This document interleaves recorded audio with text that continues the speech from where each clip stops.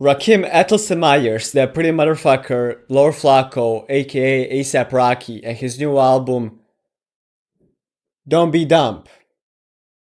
Since his last album Tastic came out about 8 years ago, there's been a lot of stuff happening in his life. He became an ambassador of Chanel, there's been a big beef with Drake, one of the biggest artists of our generation. There's been a huge lawsuit that almost got him in jail for a long time, and there's been many leaks that stirred up this album that it had to be postponed like a bunch of times. The album starts off with the song Order of Protection, and this intro serves its purpose as the entry to the album, but on its own it's very okay. It's a mediocre track, but it's nothing that controversial per se. It's just an okay track. If it was placed anywhere else on the album, I think it would have had been a bigger mistake, let's say. But outside of like the weird vocal effects on his voice, I just find it okay. I find it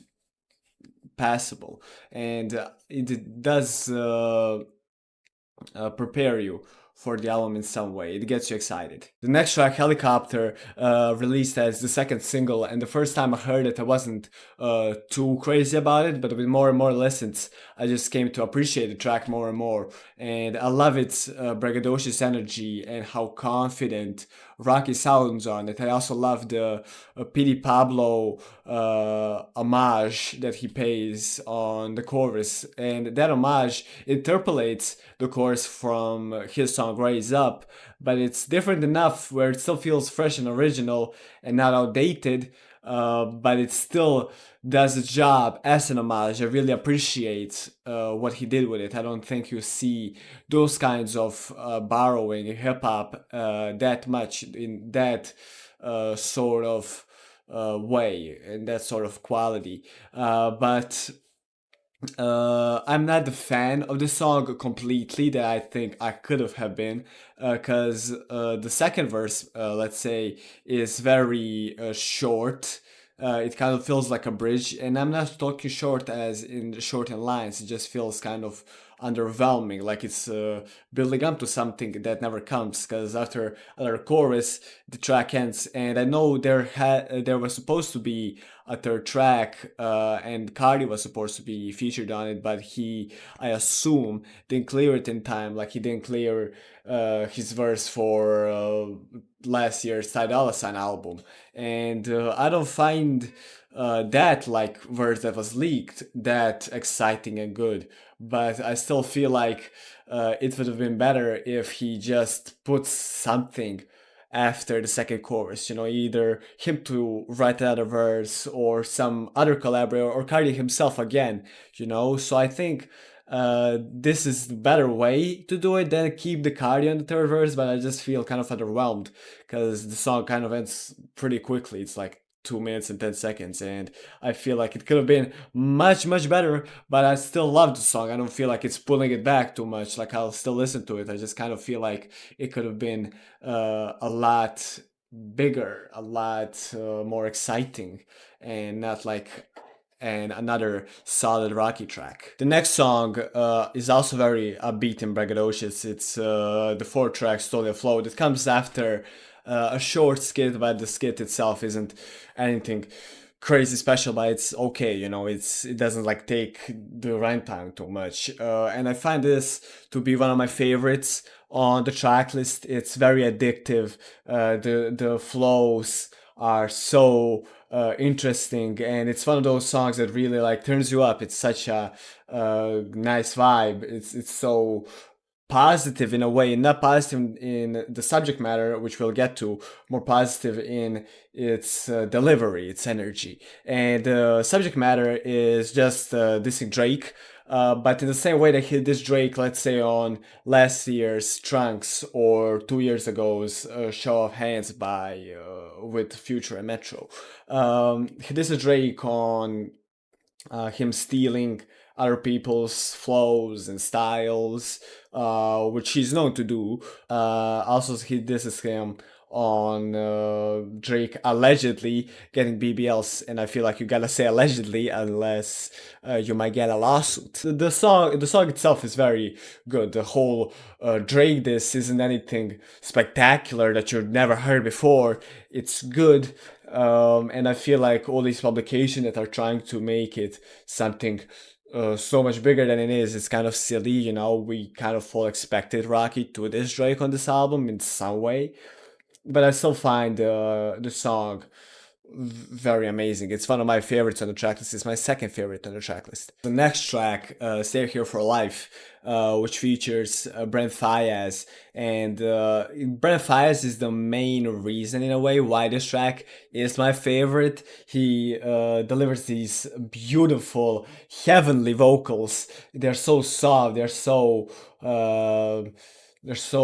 beautiful, you know. It's one of those features that I feel like let's say at the end of the year list it might appear because it's such a good feature. And don't get me wrong, Rocky was amazing on it as well. The whole song is about love, it's about Rocky's commitment to Rihanna and just how amazing that is, you know, how much he loves her. And I feel like something that I'll also touch on later into the review is just how much Rocky has grown as a person because of this relationship, and because of all the things that happen in his life, like becoming a father and becoming a husband.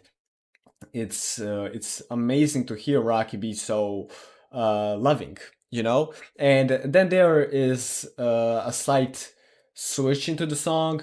There, Rocky like delivers this like part, this like long outro that has been sampled like at the beginning of the song, or well, not sampled, it's the same song, but you know what I mean.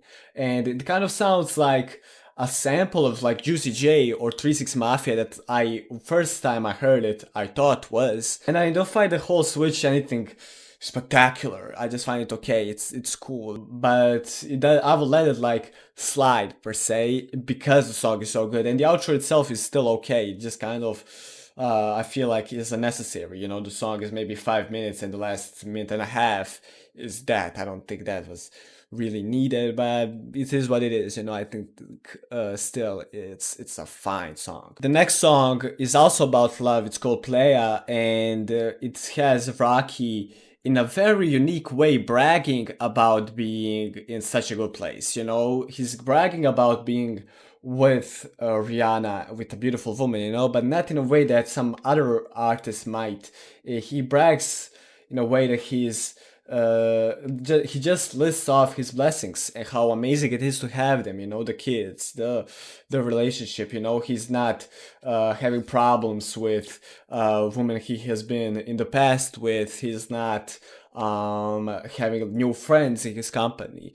He's really here is where I think Rocky's maturity strives on this record. You just see how much he's changed as a person since testing and records prior. You know, it's just like you realize how amazing it is to see this man become this very become an adult. He became an adult in a real way, you know, and not that he wasn't an adult before, not that he was acting in a certain way, but you just see that he reached his goals when it comes to his personal life, and it's beautiful to hear.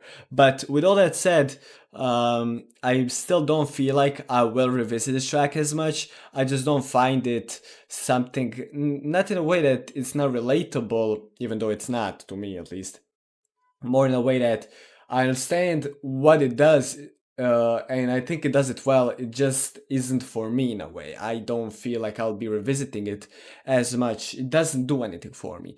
But I do think it's an amazing song, and like I do appreciate what Rocky did with it. Next song, No Trespassing, features this very nice, groovy beat with such swag and energy, where it does just feels so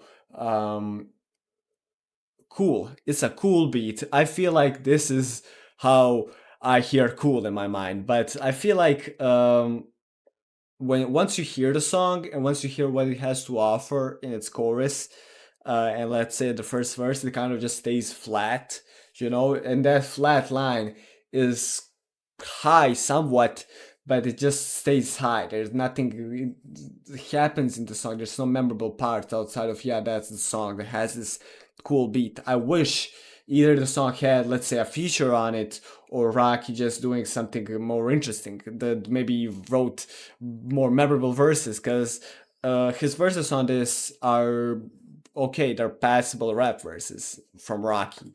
I just don't think they really highlighted how good the song is. The outside of the chorus, there's really nothing going for this song, and even the chorus itself is again just carried by the beat. I feel like Rocky was carried by the beat on the song. That leaves the song feeling kind of mediocre in my mind. I wish it could have been something more monumental. It just feels like a leftover in a way. It feels like an idea that isn't executed all the way. Speaking of good features, next song, Stop Snitching, has Sauce Waka on it, and I'll touch on it after just saying how much I love Rocky being so focused.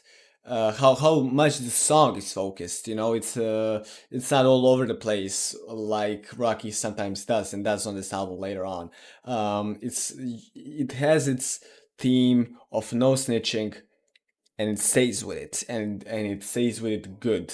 And I really like Rocky's performance. Again, I don't feel like we hear Rocky being so focused on a topic that often. But where the song thrives is the Sauce Waka feature. I was very pleasantly surprised by how good of a performance he had. He comes in with this aggressive and energetic flow and voice, and his Houston accent in a way matches the beat so perfectly. I don't know really how to explain it. It just feels made for him, and I love what he did on it. He has this like funny bars about a man sitting on the toilet to take a piss, and he also has this like horses thing. It's such a interesting verse, and just like the Brand Fayez verse, this might be on the year-end list of favorite features. It's so fun. It's just a very quality and fun verse. I love what I heard.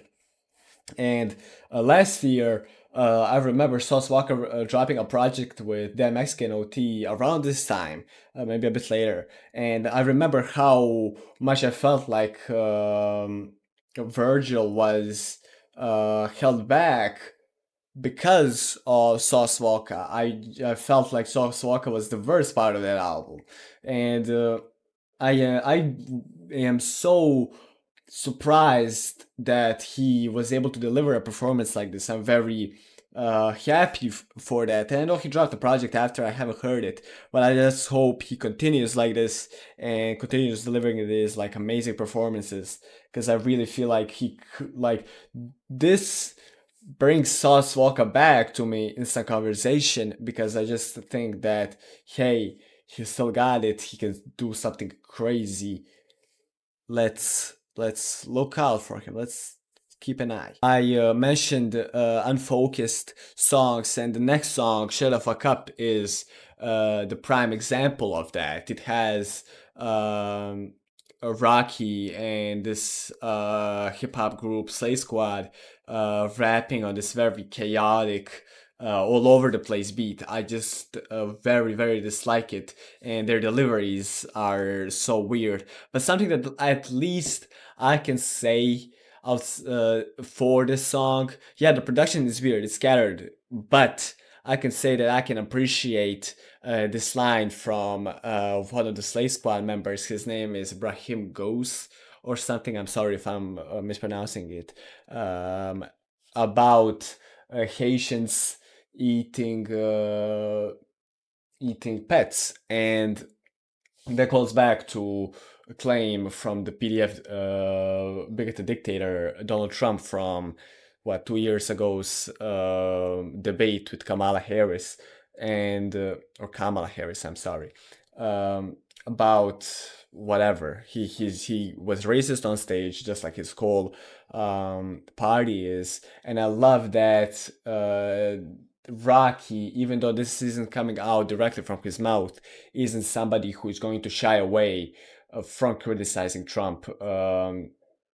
and I love that there's a confirmation, even though I wasn't expecting Rocky to be a Republican or something. But with all these rappers who end up disappointing me, with how big of sellouts they are, it's nice to know that Rocky isn't one of them. And I know, like on the last song, Stop Snitching, Rocky mentioned something about somebody doing a deal with Satan and talking on in the White House. That might have been him calling out rappers who are promoting Trump for pardons and similar things.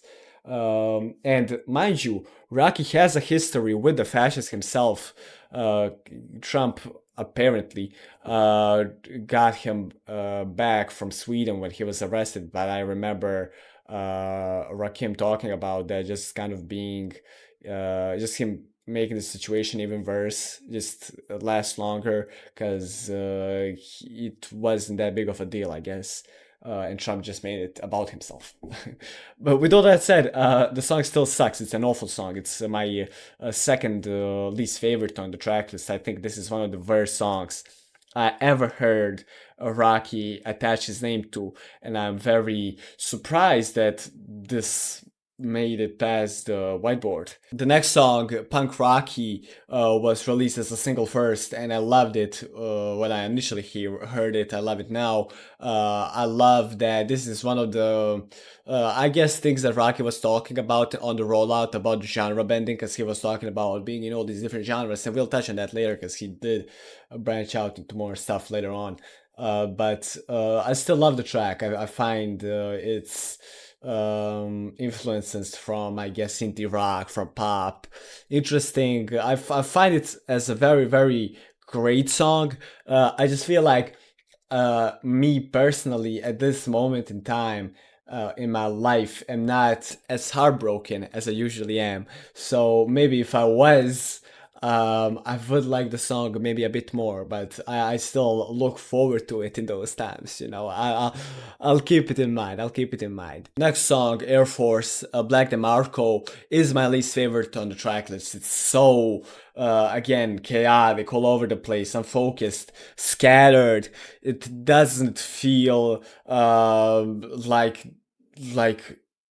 it just feels so unquality. It's an unquality track, and it has this awful sound effects all over it. I really don't like the production. It feels overwhelming at times in a bad way. I remember when last year's Opium Baby, I think, dropped from Bacardi. There was this picture circulating.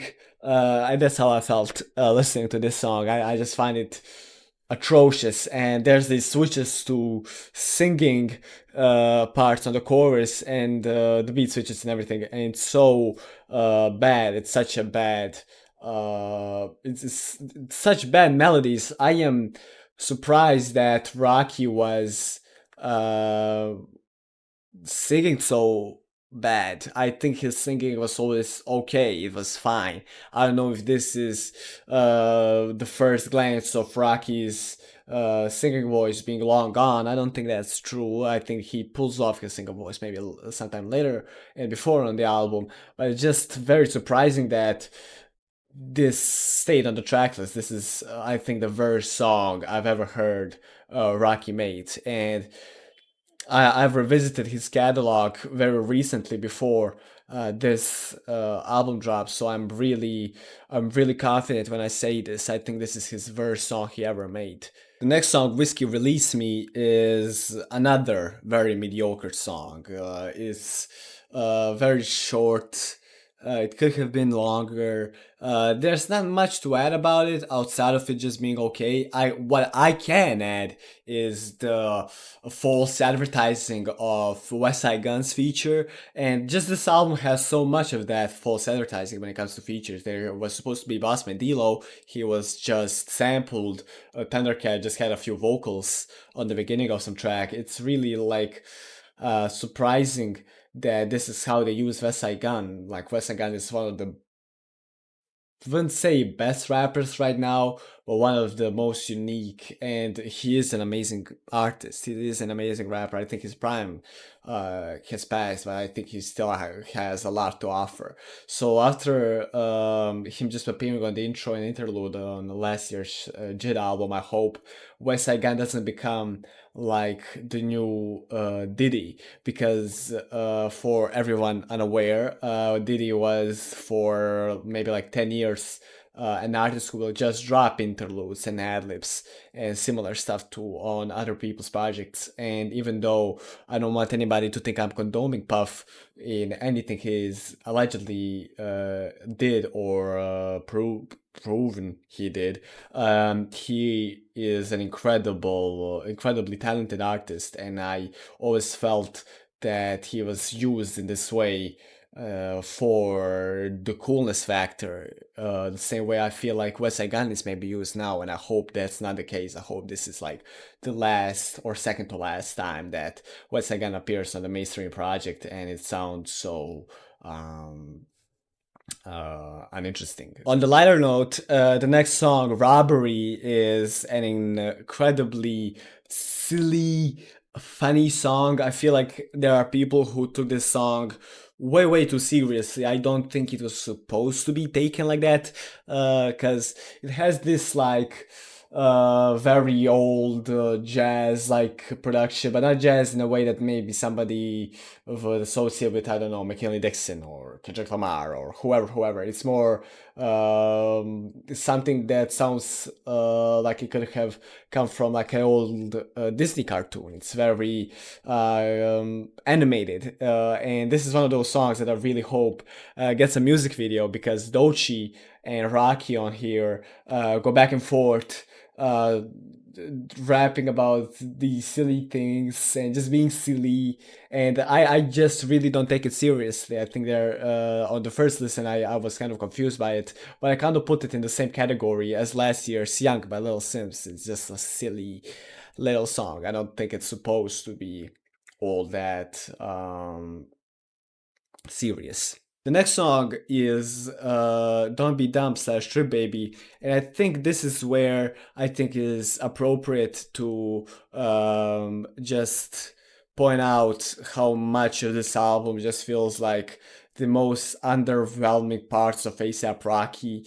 Because this album is underwhelming. It's an extremely underwhelming album.